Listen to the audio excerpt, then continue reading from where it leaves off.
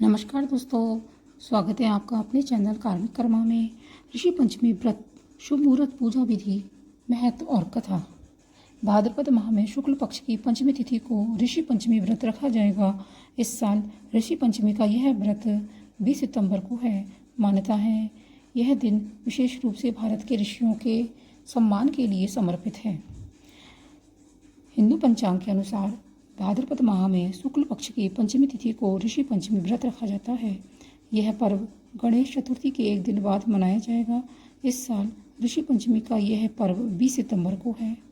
मान्यता है इस दिन विशेष रूप से भारत के ऋषियों को सम्मान के लिए, साथ में इस दिन ब्राह्मणों को दान दक्षिणा देने का बड़ा महत्व है।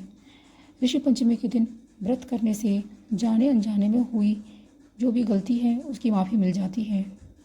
ऋषि पंचमी व्रत का महत्व। ऋषि पंचमी के दिन मुख्य रूप से सप्त ऋषियों को समर्पित है।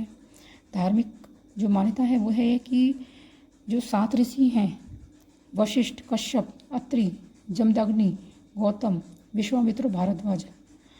साथ ही इस दिन गंगा स्नान करने से सभी प्रकार के पापों से मुक्ति मिल जाती है। सप्त ऋषियों का आशीर्वाद प्राप्त होता है। पंचांग के अनुसार पंचमी तिथि की शुरुआत 19 सितंबर दिन मंगलवार को दोपहर 1:43 से हो चुकी है और समापन 20 सितंबर को दोपहर 2:16 पर होगा। उदय तिथि के अनुसार ऋषि पंचमी का व्रत 20 सितंबर को ही रखा जाएगा। ऋषि पंचमी की पूजा का शुभ मुहूर्त 11:19 से दोपहर 1:45 तक का रहेगा। ऋषि पंचमी व्रत विधि। 20 सितंबर को ऋषि पंचमी वाले दिन सुबह जल्दी उठकर स्नान आदि से निवृत्त हो जाएं और घर के मंदिर की साफ सफाई कर लें आप। इसके बाद पूजा की सामग्री में आपको लेना है धूप, दीप, फल, फूल, घी और पंचामृत।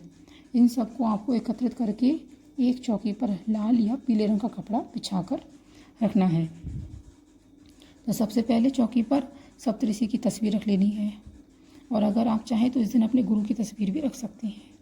अब उन्हें फल, फूल, नैवेद्य अर्पित करें और अपनी गलतियों के लिए माफ़ी मांगें।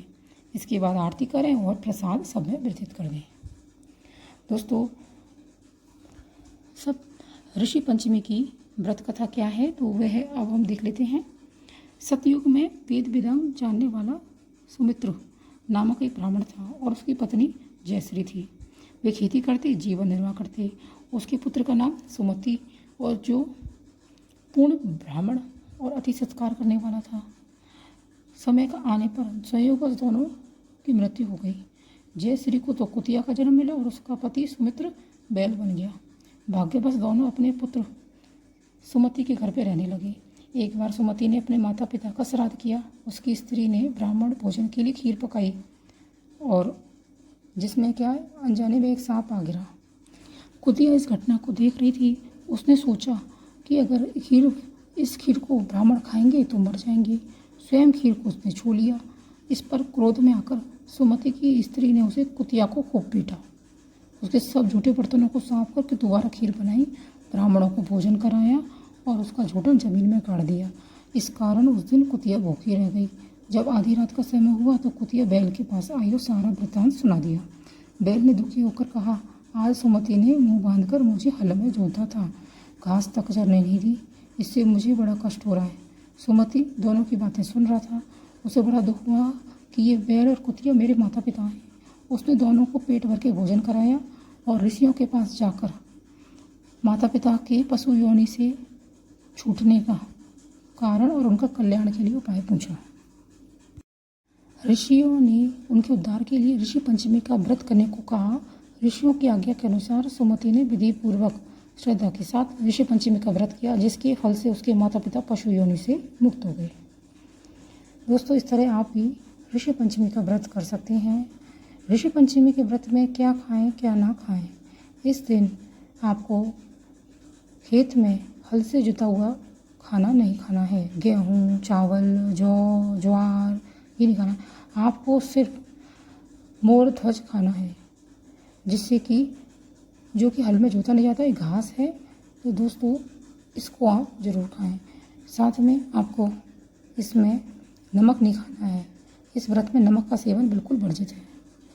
अगले दिन आपको कुछ ब्राह्मणों को दान देने के बाद ही अपने व्रत का समापन करना है। दोस्तों, जानकारी पसंद आई है तो चैनल को सब्सक्राइब अवश्य कर लें। वीडियो को लाइक शेयर कमेंट करना ना भूलें। मिलते हैं अगली वीडियो में। धन्यवाद।